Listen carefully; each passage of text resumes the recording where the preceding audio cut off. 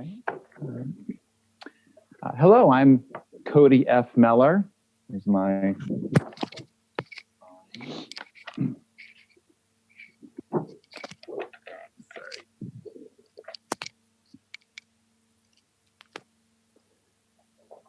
Hello, my name is Cody F. Meller, and I'm going to be having a conversation with Fred Fochtman today.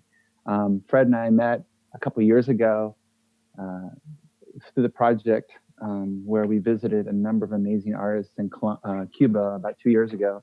And then we were part of an exhibition that started in Cuba, Matanza, and Havana, and then ended up in various locations throughout Columbus. It was an amazing show. I met Fred and I met a bunch of other amazing people during that time.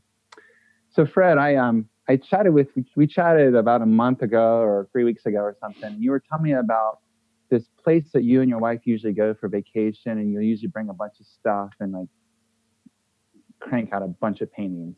And I remember you telling me it didn't quite go the way that you thought. And I was wondering if you could elaborate what came out of that. I will, Cody. So I am Fred Fochtman, who needs a haircut badly. And that is sincere, but not at all costs. Yeah, Cody. So my wife and I go to Sag Harbor on Long Island periodically. And she had recently had a milestone in her work. And so we had arranged this trip last year sometime. And our arrival date was March 8th. And as everybody knows, that was right at the beginning of the whole Corona situation. So within a few days of being there, all the things that we enjoy about going there were changed and closed down. And I couple that with my goal on that trip was to create a fairly large body of work that I could pick from. I've got a couple of exhibitions coming up that are important, and so I wanted a new body of work. And that place sometimes is a really nice place for me to paint. There's specific locations that I really enjoy. So I think I went with like a carload of surfaces and all this like excitement and motivation. And then Corona hit, and it changed the whole thing. And without belaboring this, this, but I'm an observational painter. So in order for me to paint something, I physically have to be standing in front of that thing, as you know, and you and I will probably talk about that in a couple of minutes anyway. And within a matter of a few days, the last place that I really wanted to be was standing outside doing a painting and sort of being the focus of attention for people who may or may not be sick with Corona. And the other part of this that made it sort of more acute was, we were about 90 miles east of New York City, and New York City had this kind of mass evacuation thing going on right about that same time because people were trying to get away from the city.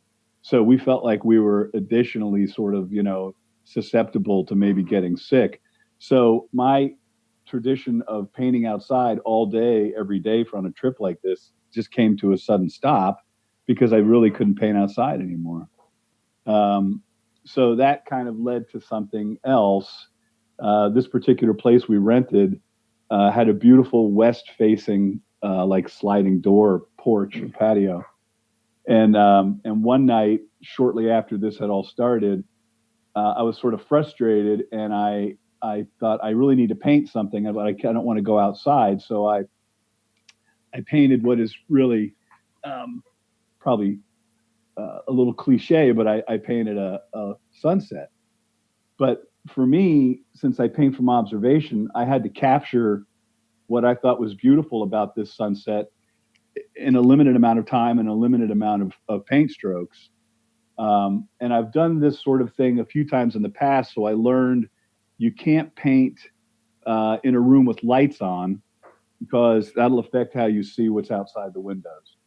So you paint in a darkened room that continues to get darker as the sun goes away, and what you start to rely on is your palette and how sort of systematically you put your paints on your palette, so you can almost from memory reach for a part of your palette where you're going to have a blue or a brown or a red or whatever it might be, whatever that color of value is that you're looking for.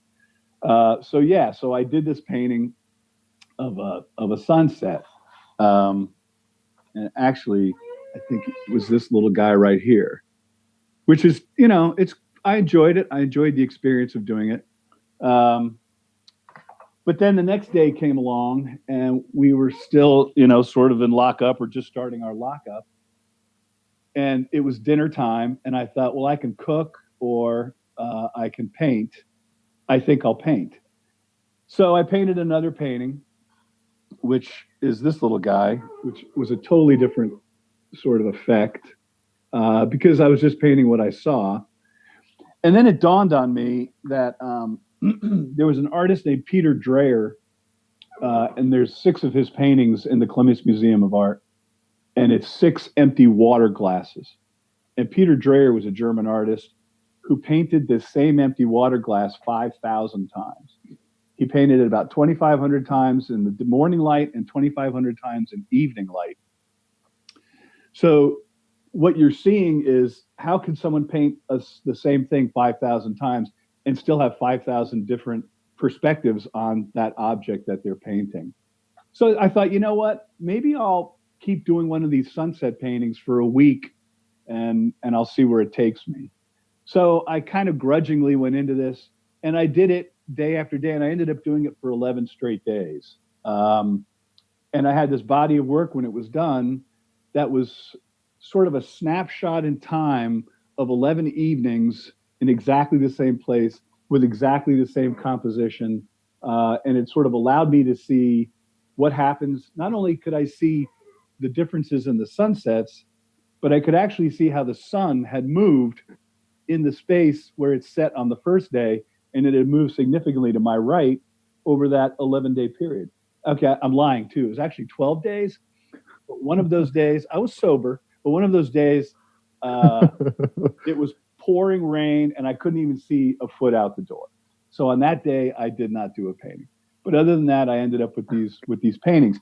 And so I'm not going to show them all to you here. But it was a really interesting experience for me to do something with that same subject in such an extended format. And it actually created an interest that I'd never had before. This idea of doing that again. And since I've been home, since we came home from that trip, and we came home early because of COVID, I haven't really gotten traction with that in my home life, but I'm looking for that stimulant. I'm looking to see whatever that one thing is like that would give me sort of the incentive to do that. And it wouldn't necessarily have to be a daily painting. It could be a weekly or even a monthly painting, looking out the same window, say at the landscape, whatever it might be. And it makes me think of Monet, doing the light on the hay shocks or the cathedral. Right. It's that same idea of sort of really focusing on something for a long period of time and seeing what interesting things take place in that window. So long story, but that's what I did. Thanks for asking. Yeah. I remember the first time you showed that series to me, I totally agree. It had a certain immediacy, and I felt like it really captured, somehow those landscapes really captured the time that we're in right now. There was a certain immediacy to them that was really poignant and beautiful and powerful, and it was just incredible what you captured with that series. Thank you, man. I can't wait until for more people to be able to see it. Well, actually, so I have an exhibition in February at the Zanesville Museum, and this will be a part of that exhibition. I'm really excited about that. And it's funny, when I was doing these, I had no intention of, I wasn't thinking anything more than just doing the paintings. I wasn't thinking about making a product or having something that maybe I can sell or whatever the end game might be on that. I was really just thinking about doing the work and seeing what happens when you do something like that.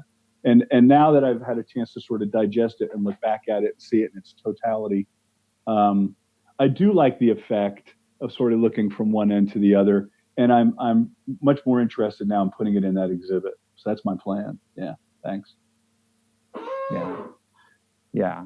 What were you doing? So what were you doing when I was doing that? What did you do the last 3 weeks of March? Last 3 weeks of March. Well, so a lot of my work just deals with the word grace and what that means. So, I mean, it can come in lots of ways that you would think in terms of somebody giving you something or doing something for you that you can't repay, or, you can't even put in words. But I think sometimes it comes disguised as a failure or a loss or an unwelcome change. And so I was thinking about that a lot in terms of the making of art and what that looks like during these times.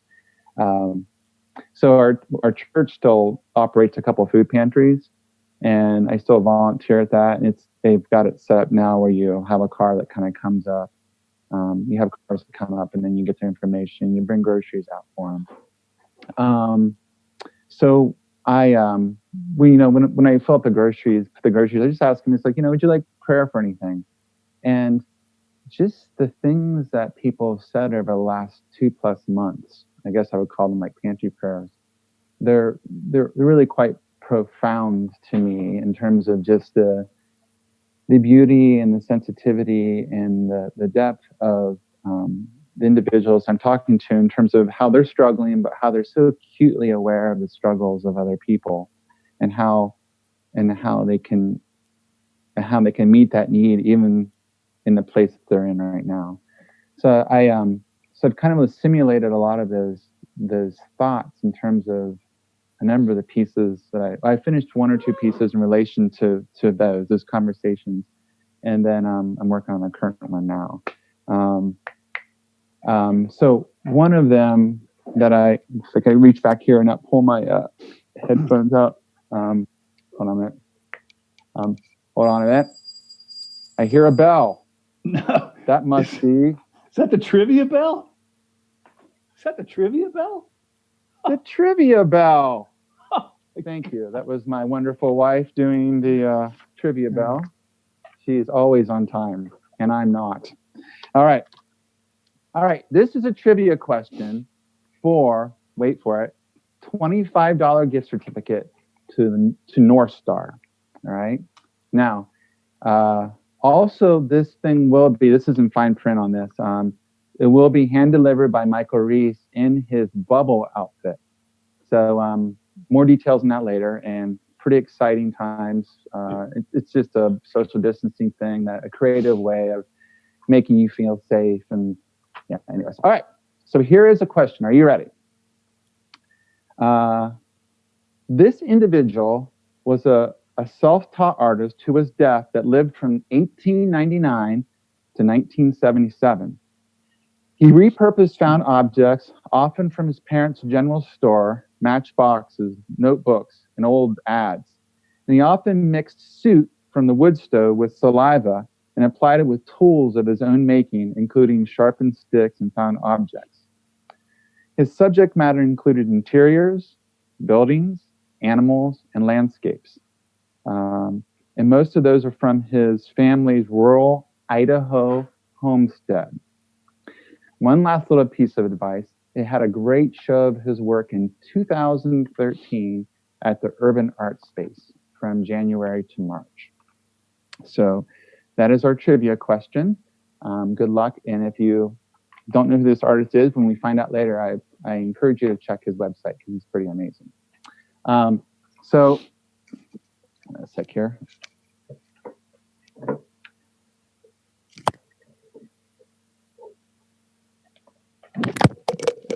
I'm sorry, these things.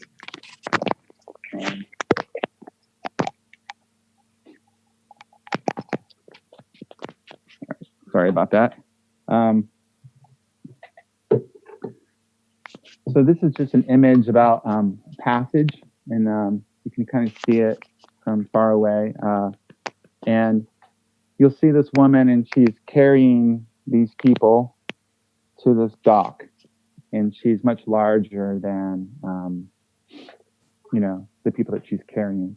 And it's just it's just a way of showing about, like, often we think about the people that are most significant and most powerful in our lives. It's often, not always, but it's often these kind of quiet, unassuming people that always have a listening ear, that are always completely present when you're speaking with them, and how they are the ones that are often the most important people in terms of making these different passages in our life. Sometimes they're with us from the very beginning, and sometimes different segments of our lives. Um, so in terms of work I'm working on, that's probably some of the main things. The studio where I teach, the Goodwill Art Studio, was closed down. It's kind of partially opened now, and I'm in there 2 days a week, and then I'm in supported living 2 days a week, and then I'm working the studio the other 3 days. So those are some of the main things that I'm working on and doing right as of now. I love that piece, Cody. I love that piece, man. Thanks, I saw that piece a couple of weeks ago. That's a great piece. And you and I understand sort of what our media are, or what your media is. I'm an oil painter primarily, and I also paint in watercolor and I draw. What is your medium? How would you describe your medium? My medium is mixed media, so it's cut paper and paint and charcoal and markers or whatever else. So I'll use just about everything but the kitchen sink. So it was about 3 or 4 weeks ago. I presented Fred with a challenge, and it was more of like an assignment for both of us. And it was basically like, give me an assignment, and I'll give you an assignment of us doing something that we're really, really unfamiliar with, something that makes us really uncomfortable. So I did some plein air painting with Fred and working with oils, which I haven't done in 30 years, and a palette knife. And we had a great time, though the end product was, it was just kind of there. But it was so wonderful just kind of doing something, especially during this time that was completely unfamiliar to me, but safe and with a friend. And then on the flip side, I had you do a collage piece, which you showed me last night, which maybe we'll show the public at some other time. And I really thought yours turned out really great. I thought yours turned out much better than my attempt at oil painting with a palette knife. But it was really wonderful just kind of being familiar in the unfamiliar, kind of being comfortably made uncomfortable, and exploring these new things, kind of stepping outside of ourselves. Kind of like the situation you were in when you were, kind of nature kind of had you at gunpoint, and you were painting in these conditions that you didn't want to paint, but you created this wonderful body of work. Thanks, man. Thank you. Yeah, you're right. There's also there's some difficulty in general for me to sort of create it all right now. I'm trying very hard to create, but there seems to be just some roadblocks for me right now. There's obvious reasons for that. I hope everybody understands, and I guess that's probably what it is. But it hasn't prevented me from trying to create. And as far as the exercise challenge thing that we sort of gave each other, I agree with you. That was great. And the funny thing about the collage for me is that that's something I've sort of wanted to do for a long time, but just never stopped to do. I've never done it before. I'd always been intrigued by it. And so your assignment to me got me started. And the learning curve was steep because I'd never done it before. So I didn't really even know the physical aspects of it, or as you would say, I didn't know what I didn't know. But having done the one that we shared yesterday, I'm really kind of excited about doing it again. And I already have a much greater sense of how I would approach it the second time around. And that being said, what is that thing? So Cody and I painted together on a friend's property. It was really gray and rainy that morning, right? That you and I painted together? Initially, it was. This is actually the painting that we did together of this little kind of washed out creek on this property. And you're far too hard on yourself. Your painting was really nice, but I think you just enjoyed squishing paint with a knife. I think you were just sort of, I heard you over there giggling, like, this is great. Yeah. I don't think, for me, I'm going to say the best way to paint, in the sense of like the way that I paint, is to never have an expectation, is to never really focus on an end product, and simply paint, sort of intuitively, and accept that every time you do that, you're getting a little better at what you do. But that's the process of being a painter. It's not making a great painting every time you sit down. That expectation is unrealistic. And I think that's what keeps a lot of people from painting, is because they get very discouraged. That's part of it. It just has to be accepted. Yeah. I really liked how you set the stage when we went there, in terms of like, let's just make to make, because my mind so is not wired that way. I told you when we were painting together, I thought how it brought me back to my college days. About, I was at CCAD, and it wasn't until like early in my junior year that I started to really grow. And one of the main reasons I started to really grow is because I just was no longer threatened by all the people that were much better than me. And I just started to decide to like learn from them. So my time with you reminded me of when I was in a watercolor class, and I would get A's in the class. But there was an artist there named Arthur, who later on came to be a professor at CCAD for a number of years, an artist from China. And he would get A's, but our A's were completely different. He was in a whole other stratosphere than me, But wherever Arthur would set up, or any other artist in class who was better than me, I would set up and just learn from them. So that totally brought me back to those days where, when we were painting that landscape, and I was working on it, I was like, okay, this isn't too bad. And I go over and see what you're doing. I'm like, what the? It was just a really wonderful way to be stretched and challenged in a safe environment. So. I didn't benefit. I appreciate that. I did not benefit from having you next to me when I did my collage. And I thought, as I was doing that, how it would have been nice to have you there. Have me braiding you. You would be, but that would be typical. That wouldn't be any different than normal. But no, I really thought, I can ask Cody what he would do here, what he wouldn't do here. Like, what's underneath and what's on top? Like, am I going to bury the early work, or am I going to leave early work, or are there significant parts of this that I should put in early? And I just didn't really understand all that. But it made me think about your piece that is going into, currently being installed permanently in the parking garage at the is that the Hilton? It's the new city center parking garage. So that piece is spectacular, and obviously it's spectacular. That's why it's being permanently installed someplace. But I thought about the complexity of that piece in all of its ways. It's the paint aspects, the collage aspects, and I thought, oh my God, this is way beyond me. So I want to make a point of addressing that piece, because I think that piece is spectacular, and I want to give you congratulations for that being in there. Oh, thank you.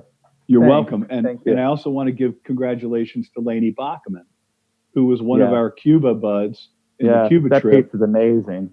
And she likewise has a spectacular painting. I think looks like it might be on the ground floor where the elevator is. I'm not 100% sure. But I didn't know either of you guys until we did the Cuba project through Michael Reese. And that has turned out to be, not only was it beneficial from the standpoint of we had this opportunity to go to Cuba and exhibit there, which is just remarkable, but I was introduced to, I don't even know how many artists, 50 or 60 artists that I didn't know, and I never would have known, who have really become important people in my life. And so it's funny how you evaluate things sometimes on what you think is going to happen, sort of what the goal is. What you don't anticipate is all the benefits that come with something like that afterward, or forever in a sense, like this right now. It's a hat off to Michael Reese and Ruthie Newcomer and all the people behind the scenes that made that become a reality.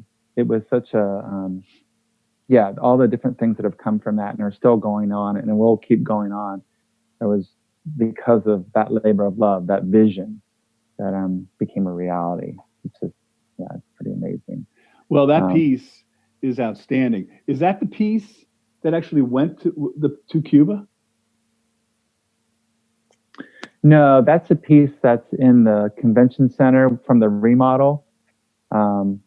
So the top part of it's 5 stories, which it's amazing to see it that large. The top part of it has a man holding a magnifying glass, but you can't see what he's looking at because I had to cut that part off in terms of the format. But he's surrounded by these large trees that are just kind of cut down. He's basically looking at the rings of the trees. You know, kind of like, okay, they had a fire 48 years ago, or it looks like we had a drought here, or something like that.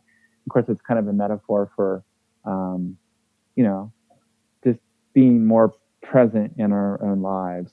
I think in some ways during this time, some of the things that I've found personally can be gifts is just slowing down and being more present and kind of looking more at my life in terms of the things that are, you know, what are really important? What are the things that I'm going to white knuckle?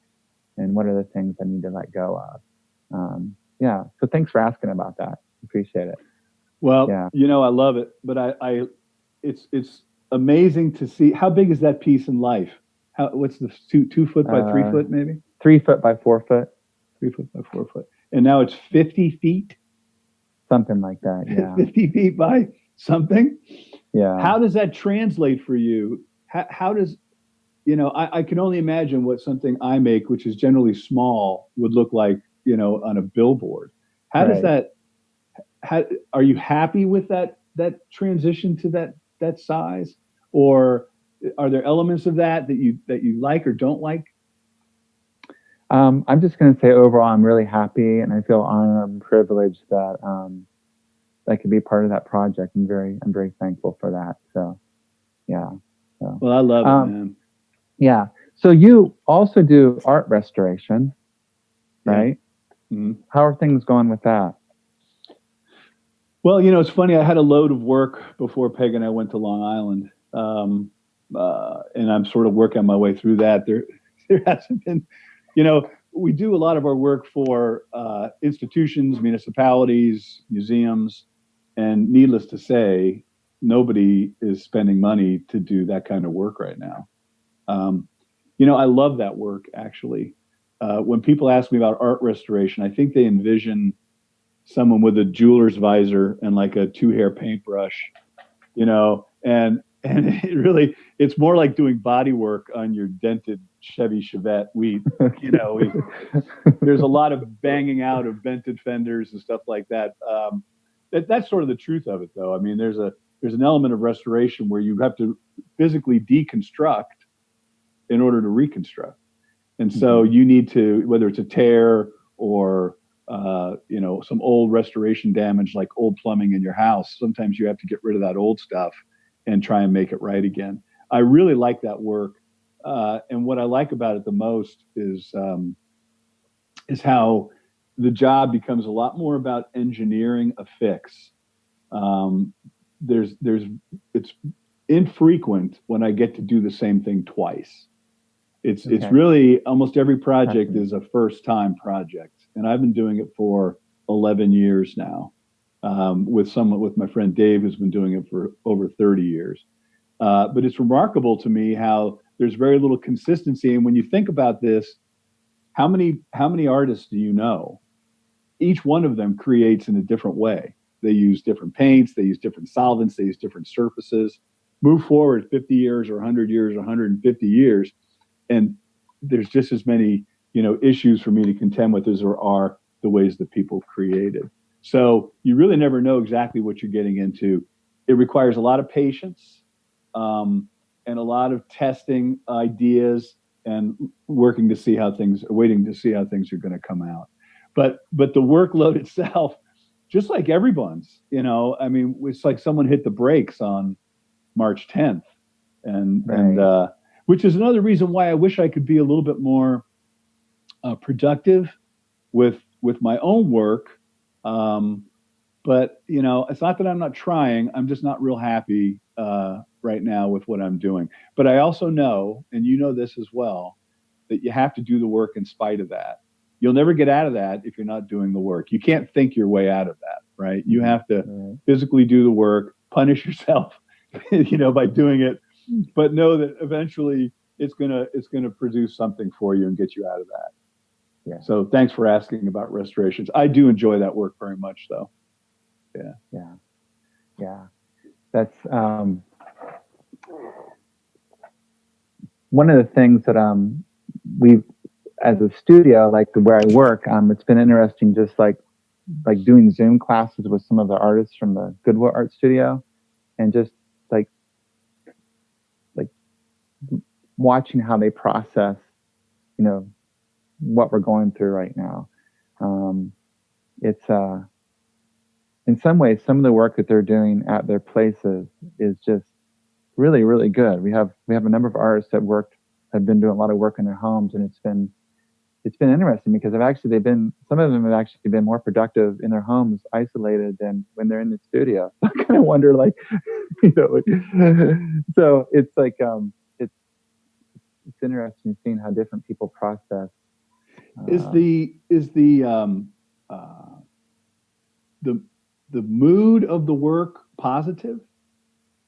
Is you know what I mean? Or is it negative? Does it have a pallor? Is it a how would you describe what you're seeing with what people are creating now, 2-3 months into this?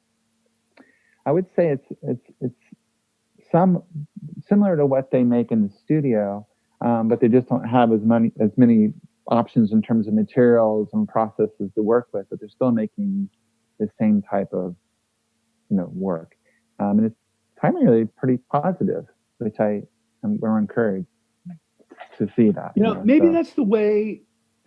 You know, generally right now, I think if we all look back to the middle of March, that was a gut, you know, punch for everybody. And, you know, all of us were I think, obviously uncomfortable and nervous. And so to sort of measure what has happened in just a matter of, what is that, 11 weeks or something, whatever that would be, how much has happened in that time and how we have all sort of found our way adjusting. You're doing work, which is specific to your experience at the pantry. I think that's, you know, really interesting. I'm doing work, at least you know, to some degree, that's response to that. It'll be very interesting to see what comes forward now as we continue to deal with this and what happens with the art. My sense is, this is contrary to myself, that people are producing a lot of work right now. There are some people who are really taking advantage of the time that they have now, and are being immensely creative. And I'm seeing some stuff on social media that's just blown me away. So, you know, there is work coming out of this, and maybe when we're finally all back into the regular exhibition scene, and there might be some amazing stuff coming out to see. Be curious. Yeah, it's a really interesting perspective, and I agree. Yeah, some of the work that's coming that I used to see through social media is just incredible, really prolific. You know, what is your are you doing another project other than the one you just showed us? What's behind you right now?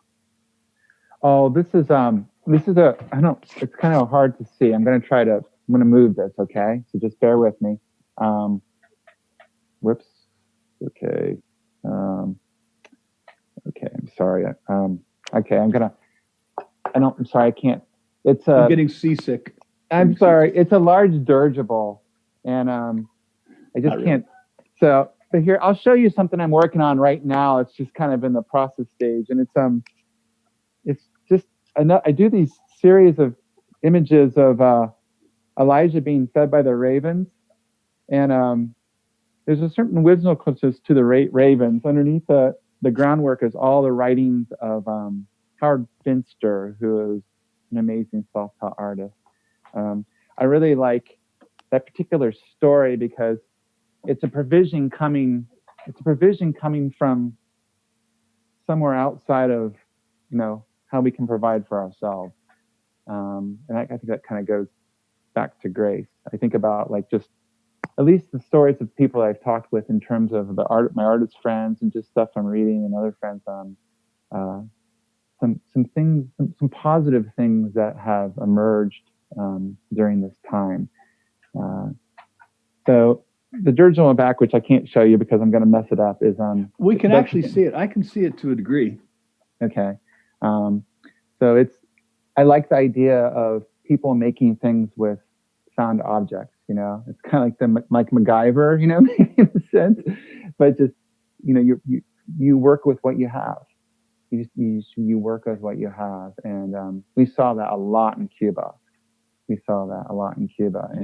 that was one of the things I think that was something that all of us as a group took back with us collectively about what you can do with, limited resources. Yeah. With nothing. Limited nothing. Right. Yeah. So what is the intention of that piece? What's the end goal with that piece? The one behind me? Yeah. There's not a real deep thing on that other than, I periodically will ask people if you're on you're walking along the seashore or whatever, and a bottle comes up on the beach and you had 3 wishes, what would you choose? Most people do really responsible ones. I always do 2 responsible ones, and the third one is I want to fly. I've always wanted to fly. So it's just, I would like to do a series of just dirigibles, of just these objects that are made that you can fly or steer in some way, just with found objects and stuff, which I have this collection of just these odd objects of things that I found over the years that are collected that just are screaming for a new home. Yeah. So that might explain why your assignment to me to do a collage, sort of being thoughtful to maybe my sort of urban landscape paintings, requested that one of the houses be floating away. Yes. Well, just because it's so is this your fascination with flight? That you wanted my house to fly away? No, I just wanted you to do something with your subject matter that would catch the viewer off guard. Just a little bit. Just a subtle thing to catch them off guard. That's all. Yeah. All right. So. Well, I'll work on that little house that we talked about last night. I'll show you. Here, we'll show this part. This part. There's that. There's the house floating away. Okay. Oh, yeah, it's pretty great. There's a lot more there, but you're not going to see it. Okay. But I am excited about doing that again, man. Maybe you can give me an assignment. Maybe you can give me something. I like that idea too, sort of giving me something to think about like that, which I wouldn't ordinarily do. But I am intrigued very much by taking another swing at that and sort of seeing what that process is like again, with a little bit more informed than I was the first time. Or maybe we can do it together. I know that you and I are talking about going out and plein air painting again, or at least going out there again, and you can do whatever you want to do. You won't have to plein air paint. You can draw. Right. Yeah. Right. Anything that you're reading or listening to now that you hear or you understand in a different way during this time?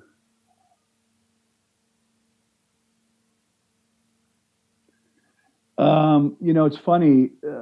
I've been listening to, so I play music with a couple of different groups of people. And one of the groups of people I play with is a singer-songwriter group. And we generally play every other Saturday. And because of Corona, we have not been playing in a studio together like we typically would. And I have been pining for that badly. There's an element, I've known these players for a while, so there's a comfort level, but there's also this music is original and it's spectacular. And to answer your question, I've been listening to that. We've recorded some stuff over time. We don't do it professionally. We have a soundboard in there, and we've had a couple of other sort of ways to record some music. So there's a body of this work now. That's what I've been listening to. And I've been listening to it because, first, I love the music. but I really miss playing the music with these people, and it reminds me of how good that's going to be. And I'm anticipating that soon, hopefully, we can get back to that again. What about yourself? I've found myself, I'll find a song or two and I'll just loop it for like 3 or 4 hours if I really like it, and I'll just let it soak in. So I've been listening to a lot of Radiohead, and that's mostly what I've been listening to the last 2 months, just almost nonstop. And the composer Arvo Part. Those two have really been really amazing for me in terms of just thinking in a healthy way during this time. Yeah. So. Well, I think when we first met each other, I think our conversation was almost entirely about music. And that's how we met. We would swap music and kind of just talk about, you should check this out, or you should check that out. That was how it started. And of course, that started with walking down a street in Cuba. I know, it's great. Yeah. Yeah, man. It's funny. That's what I've been sort of focusing on. In my studio, I generally listen to NPR, but the music is that, and I'm in contact with these guys all the time. Actually, we've done a couple of social distance backyard jams, which is moderately satisfying. It's pretty lacking compared to what it's like when we're all plugged in, full instrumentation with PA and microphones and everything. It's a lot different to be outside and sort of yelling harmonies from 20 or 30 feet apart. But at least I have had that, to fall back on. But that really, it's funny. I hadn't even thought about it until you asked me that question.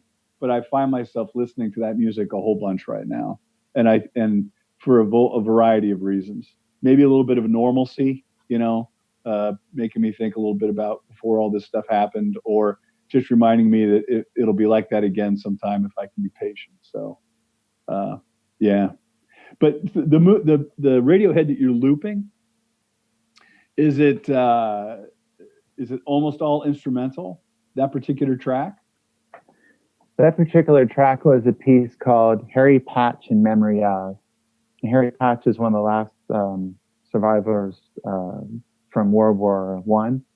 And even up to the day he died, the way he'd speak about the war and his comrades was really, really hit the psyche of the whole world, in a sense, in terms of the questions he asked and how he asked them of that war. And the piece from Radiohead is quite beautiful and poignant. And Johnny Greenwood did all the compositions for it. And it's, so somehow it's a very hopeful, beautiful song, but sad at the same time. Somehow it just kind of resonated with me and somehow kind of articulated, I think, the time we're in right now. Then I hope that kind of unconsciously translates in the work in front of me. Thanks for asking. Hey, how much of your work, when I look at the multimedia aspect of it, how much text, T-E-X-T, is incorporated into the imagery itself? Like what's behind you right now? Is there any text in there? Yes, there's lots of text. And I just put it down because I like it. I'm not trying to put any subliminal messages in or anything like that. A coworker and friend of mine, Debbie, she gave me a number of letters from her grandfather to her father during World War II. And these letters are just beautiful, and the handwriting on them and everything is just so poignant. And man, that's gold to have that stuff to incorporate into paintings. There's a certain textural humanity to it that there's no way I can capture unless I have that. And I think just words scrambled up in some ways. It's not like, it's almost kind of like a William Burroughs thing, what he would do, with, I don't know. I find it very beautiful. I find that the words, can convey so many different things when they're cut up like that. Like I'm not thinking about this and just cutting it up, but people go with it in different directions. They construct their own meanings from it. And when you're creating a piece, do you have an endless supply of previously collected text and or images or valued color shapes or whatever it might be? Do you have a place where you can go and say, well, I'm going to explore all the text I have in this drawer and I have 1,000 things? How does that work for you? Because when I did my little project, I had nothing except scissors and a razor blade and, tissue paper and magazines. Yeah. And I thought, man, it would be really nice to sort of have, a collection, an inventory to work out of. I'll tell you what, next time you do that, I'll give you some of my stuff, okay? Because I have a lot of it. I have drawers with like textures, patterns, nature, objects, and then I have just books I have tons of books that I have pretty much memorized. But everything that I see is ripe for repurposing. I remember one time I got in really big trouble as a doctor's office, and I was looking through a magazine. I saw this really amazing pattern. I just ripped it right out of right out of the magazine. I forgot this isn't mine, But anyways, yeah, just having all that stuff there, it's just waiting. Yeah. Wait. Some of it might sit there for a year or two. I had a circus poster from 1923 that happened in Dayton, Ohio. And it's like, man, when I cut that up, that was just, just waiting for it. Did it bother you to cut it up? No, not at all. It didn't. That's cold, man. That's cold. So, yeah. Well, Fred, it's really nice talking with you, and I thank you so much for sharing some of your process with us and your thoughts behind it. You make amazing art, and it's really great getting to know you. Likewise, Cody. I feel exactly the same way, man. It's funny. Life's interesting, these opportunities. I guess a lesson in that is take them. If an opportunity presents itself, take it, because I wouldn't know you otherwise, and we wouldn't be doing this right now. And I feel the same way about you, and your work is spectacular. And likewise, that, and the world is knowing that. As I've been telling you, you got your mojo working, man. Okay. Well, thank you. All right. All right, man. Talk to you. Okay. Bye. Bye.